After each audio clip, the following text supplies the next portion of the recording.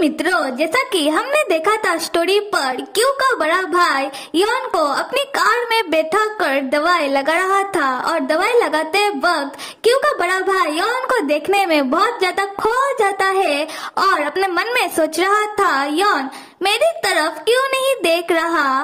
तब यॉन अचानक से टॉन्ट मारते हुए क्यू के बड़े भाई से कहने लगता है, मिस्टर बड़ा बिजनेसमैन, क्या आपका हो गया दवाई लगाना? तो मैं हिल सकता हूँ अभी। और क्यू का बड़ा भाई तब होश में आता है और यॉन से कहता है कि हाँ हाँ हो गया। यॉन कहता है कि थैंक यू। और क्यू के भाई यॉन को घर ड्रॉप करते वक्त पूरे रास्ते यॉन क्यू के भाई के तरफ नहीं देख रहा था, बल्कि वो खिड़की की तरफ देखकर बैठा हुआ था। तब क्यू के भाई अपने मन में सोचने लगता है कि क्या हुआ है यॉन को, क्या उसे राइडिंग में मजा नहीं आ रहा। तब क्यू का भाई यॉन से पूछने लगता है, यॉन क्या तुम ऐसे अक्सर ही डिजाइन मैनेजर के साथ बाहर अकेले जाते हो? तब यॉन कहता है कि मैं कंपनी के हर एक मैनेजर के साथ ऐसे अकेले बाहर जाता हूँ।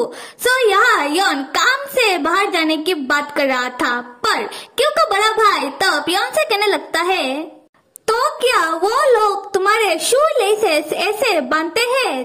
तब यॉन क्यू के बड़े भाई के इस बात पर कोई भी जवाब नहीं देता, पर क्यू का बड़ा भाई तो कह ही जा रहा था और यॉन से कहता है कि यॉन, तो मैंने जो तुम्हें रिजेक्ट कर दिया उसके बाद तुम दूसरे आदमी के साथ जाओगे और ये सब करके अपना समय बर्बाद कर रहे हो। तब यॉन उल्टा जवाब देते हुए क्यू के बड़े भाई से कहने लगता है कि हाँ, तो क्या आपको इसमें भी प्रॉब्लम है? तब क्यू का बड़ा भाई यॉन का उल्टा जवाब सुनकर गुस्से में यॉन की तरफ देखने लगता है और यॉन कहता है कि मिस्टर हुई, आप सामने देखकर गाड़ी चलाइए।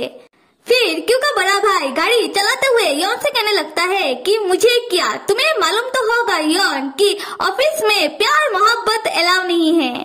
यॉन फिर से उल्टा जवाब देते हुए कहने लगता है कि ऐसा रूल बनाया ही क्यों गया है और आपको क्या लगता है इन सारी रूल से लोगों का अंदर का फीलिंग एक दूसरे के प्रति कम हो जाएगा? और ऐसे भी अगर दो लोग एक दूसरे से प्यार करते हो तो वो एक साथ कुछ भी कर सकते हैं। तब क्यू का बड़ा भाई अचानक से ब्रेक मार देता है गाड़ी का, क्योंकि सिग्नल रेड हो गया था। पर क्यू का बड़ा भाई तब बहुत ज्यादा गुस्से में यॉन की तरफ देखते हुए कहने लगता है, यॉन ऐसा लग रहा है कि तुम्हारे लिए काम इम्पोर्टेंट नहीं है, तो तुम छोड़ दो काम और तुम्हारे जगह कोई और दूसरा काम कर लेगा। यॉन तब क्यू की बड़े भाई का ये सारी बातें सुनकर उसे भी गुस्सा आ जाता है और कहने लगता है कि आपने सही कहा, मेरे प्लेस पर कोई भी काम कर सकता है। अच्छा ठीक है, मैं इस बारे में आपको सोच कर बताऊंगा और हाँ, मैं ये मान लूंगा कि आपने मेरी रेजिग्नेशन को ले लिया है, तो ठीक है, आप जाओ और ढूंढो किसी और को। ये कहते हुए यॉन गुस्से में से कार से उतरकर तब जाने लगता है और यॉन को ऐसे गुस्से में जाता हुआ देखकर क्यू का बड़ा भाई पीछे से ये कहते हुए रह जाता है कि हे यॉन, मुझे लगता है कि मैंने तुम्हें कुछ ज्यादा ही कह दिया, पर अब क्या फायदा, यॉन तो चला गया। फिर क्यू का बड़ा भाई अपने कार को लेकर यॉन के घर के सामने आकर पार्क कर देता है और यॉन की चश्मे को अपने हाथों में लेकर फिर से खुद से ही कहने लगता है कि मैंने कुछ ज्यादा ही हार्ड वर्ड यूज कर दिया। जब मैं ये सोचता हूँ कि यॉन ने कहा वो नौकरी छोड़ देगा, तब मेरे अंदर कुछ तूफान जैसा फीलिंग उठ रहा है।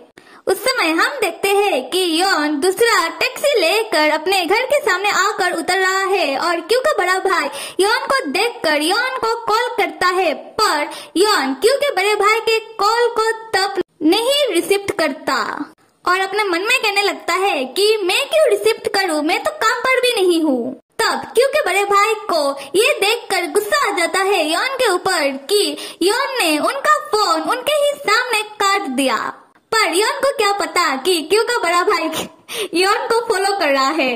खैर उसी वक्त क्यू का बड़ा भाई ठीक यॉन के पीछे जाकर खड़ा हो जाता है और यॉन को कुछ सोचने और समझने से पहले ही उसे वॉल पर पुश कर देता है। तब वो दोनों एक दूसरे से सॉरी कहते हैं। यॉन सॉरी इसलिए कह रहा है क्योंकि वो अचानक से तब क्यू के भाई को देखकर डर गया था, और क्यू का बड़ा भाई यॉन को इसलिए सॉरी कह रहा है बिकॉज ही फील सॉरी। तब क्यू का बड़ा भाई यॉन से कहने लगता है कि यॉन, मैंने तुमसे जो भी कहा है वो सारी बातें बेबुनियाद की और गलत सलत है, मुझे मालूम है। और हाँ, तुम्हारा प्लेस काम पर दूसरा और कोई ले नहीं सकता, क्योंकि मुझे मालूम है कि तुम्हें मेरा कितना फिक्र है। तुम मुझे जितना जानते हो, तुम मेरे साथ जैसे हो, दूसरा कोई और मुझे उतना नहीं जानता, ना ही मेरे साथ वैसा ट्रीट करता है। यॉन, क्या तुम मेरी बातों को समझ रहे हो? यॉन कहता है हाँ। तो तुम ये कभी भी मत कहना कि तुम काम छोड़कर जा रहे हो।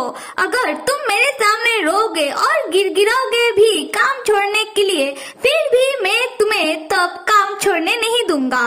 क्योंकि बड़े भाई की ये सारी बातें सुनकर उस समय यॉन शर्माने लगता है, और यॉन को ऐसे शर्माता हुआ देखकर तब क्यू का बड़ा भाई यॉन को किस कर लेता है। फाइनली क्यू के बड़े भाई को यॉन के फीलिंग उनके प्रति समझ में आ जाता है, और उनका खुद का फीलिंग भी यॉन के लिए। खैर उसी वक्त यॉन के बिल्डिंग में एक माँ बेटी एंटर करती है, और वो छोटी सी बच्ची उन दोनों को ऐसे किस करता हुआ देखकर अपने माँ से तब पूछने लगती है कि मॉम, वो दोनों जेंटलमैन कर क्या रहे हैं यहाँ। तब उसकी मॉम कहने लगती है कि बेटा, ऐसे लोगों के सामने लोगों की ही बातें नहीं किया करते। तब क्यू का बड़ा भाई और यॉन तुरंत ही अलग हो जाते हैं एक दूसरे से। फिर वो माँ बेटी थोड़ी देर जाने के बाद उस छोटी सी बच्ची की मॉम क्यू के बड़े भाई और यॉन की तरफ देखते हुए कहने लगती है कि क्या वो दोनों आदमी हैं? और क्या क्यू का बड़ा भाई और यॉन तब शर्म से पानी पानी हो जाता है। फिर यॉन शर्माते हुए क्यू के बड़े भाई से पूछने लगता है कि क्या आपको मुझसे कुछ कहना है। तब क्यू का बड़ा भाई यॉन से कहने लगता है कि तुम जल्दी से काम पर वापस आ जाओ। यॉन कहने लगता है कि अच्छा तो ठीक है, अभी मैं मेरे फ्लोर की तरफ चलता हूँ। तब यॉन शर्माते हुए जल्दी से बाहर की तरफ जाने लगता है, और फिर उसे याद आता है कि ये तो बाहर का रास्ता है। फिर से वो मुड़कर अपने बिल्डिंग के अंदर दौड़कर चला जाता है, वो भी शर्माते हुए। और हम क्यू के बड़े भाई को देखते हैं जो अपना लिप्स धीरे से टच कर रहा था। और यहाँ से हो रहा है सीन शिफ्ट, जहाँ क्यू का बड़ा भाई अपने घर के सामने आकर यॉन का चश्मा अपने हाथों में लिए कह रहा था कि मैं ये यॉन को लौटाना तो भूल ही गया। खैर कोई बात नहीं, मैं ये रिपेयर करके यॉन को लौटा दूंगा। क्योंकि होटल में यॉन गिरने के कारण उसका चश्मा तब थोड़ा सा टूट गया था। खैर अभी क्यू का बड़ा भाई जब अपने घर में एंटर करता है, तब वो अपने डैड को लिविंग रूम में बैठा हुआ पाता है जो उसका ही वेट कर रहे थे। तब क्यू का बड़ा भाई अपने डैड से पूछने लगता है कि डैड, क्या आप अभी भी सोए नहीं हो? क्योंकि डैड अपने बड़े बेटे से कहने लगते हैं कि मैं तुम्हारा ही इंतजार कर रहा था, आओ मेरे स्टडी रूम में। तब क्यू के डैड का स्टडी रूम का सीन दिखाया जाता है, जहाँ क्यू के डैड अपने बड़े बेटे से गर्म होकर पूछ रहे थे, तो क्या तुम्हें पहले से ही अपने छोटे भाई का राज मालूम था? क्यू का बड़ा भाई डरते हुए कहता है कि आपको कैसे पता? तब क्यू के डैड गुस्से में अपना हाथ टेबल पर मारते हुए कहते हैं कि मेरा एक बेटा जो डिवोर्सी है और मेरा छोटा बेटा जो शादी नहीं करना चाहता क्योंकि उसका एक राज है। मुझे इतना ज्यादा गुस्सा आ रहा है कि मुझे जी कर रहा है ये सारी बात जाकर मैं तुम्हारी मॉम को बता दूं।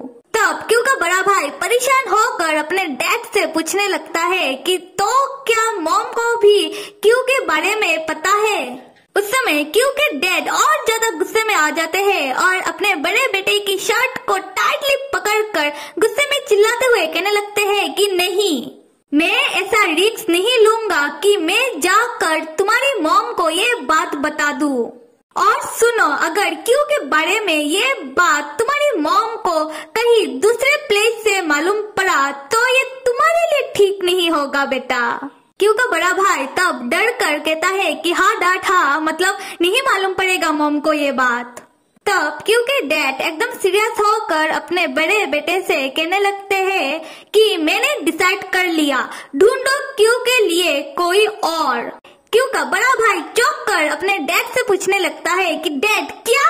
क्यू के डैड तब अपने बड़े बेटे को समझाने लगते हैं, ये कहते हुए कि तुम्हें तो मालूम ही है हमारा कंपनी गवर्नमेंट के साथ मिलकर काम करता है और क्यू भी हमारा कंपनी का डेवलपमेंट टीम का एक पार्ट है।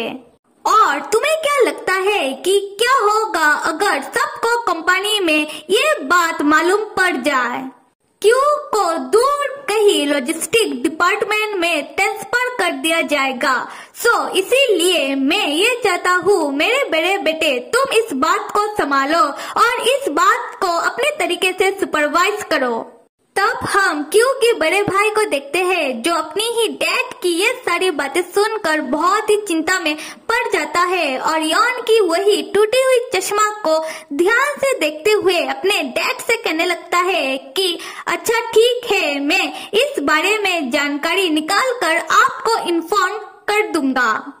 अभी यहाँ से सीन शिफ्ट होकर मीन की शॉप की तरफ चलते हैं, जहाँ रात में काम खत्म होने के बाद मीन का सबको वर्कर अपने अपने घर जा रहे थे और मीन सबको हंसते हुए बाय कह रहा था। फिर मीन दरवाजा बंद करके अपनी शॉप के अंदर आकर बहुत ही चिंता में बैठकर सोचने लग जाता है कि आज मेरा मुलाकात मेरे फादर इन लॉ से हुआ और मैं आज उनके सामने इतना अजीब सा कपड़ा पहने हुए था। मैंने क्या मेरे बेबी को शर्मिंदा कर दिया? क्योंकि मीन तब वही कैट वाला ड्रेस पहने हुए था। खैर, मीन सोचते हुए कह रहा था कि क्योंकि डैड तो बहुत सालों से वो कंपनी को चला रहे हैं और उन्होंने अभी सब कुछ देख लिया। तब मीन फिर से सोचने लग जाता है कि जब क्यू के डैड क्यू के घर आए और उन्होंने मीन और क्यू के बारे में सब कुछ जान लिया, तब क्या हुआ था। और हमें दिखाया जाता है क्यू के घर वाला सीन, जहाँ क्यू के डैड एक तरफ एक सोफे में बैठे हुए थे और मीन और क्यू दूसरी तरफ दूसरे सोफे में बैठा हुआ था। तब क्यू के डैड क्यू से कहने लगते हैं, तुम लोग जवान हो मुझे मालूम है और जवानी में तुम लोग अपना टेस्ट चेंज करके मजे करना चाहते हो, पर हमें ये सारी बात समझ में नहीं आती। तब क्यू अपने डैड से कहने लगता है कि डैड ये आप क्या कह रहे हो और यहाँ कोई गेम नहीं चल रहा। मेरा फीलिंग मीन के लिए बिल्कुल वैसा ही है जैसा आपका फीलिंग मॉम के लिए है, तो आप ये कैसे कह सकते हो कि हम सिर्फ मजे कर रहे हैं? और ये कहते हुए क्यू पूरा टाइम मीन का हाथ पकड़े हुए था अपने डैड के सामने और मीन तब क्यू की तरफ ही देखे जा रहा था। सो देन मेरे प्यारे मित्रों, आप सब लाइक, सब्सक्राइब और कमेंट करना तो बिल्कुल भी मत